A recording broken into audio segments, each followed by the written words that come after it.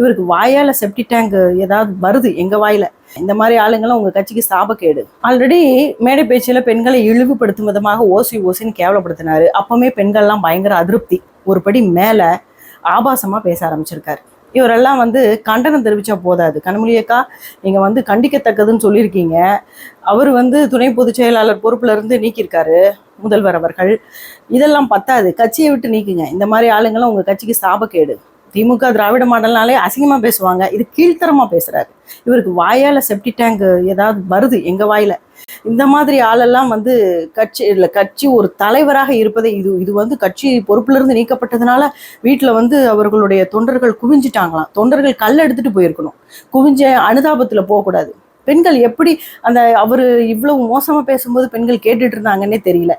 நாம கேட்டுட்டு இருக்க இன்னும் ஆபாசமாக, இன்னும் மோசமாக பெண்களை அசிங்கப்படுத்தும் விதமாக பேசிக்கிட்டே தான் இருப்பாங்க.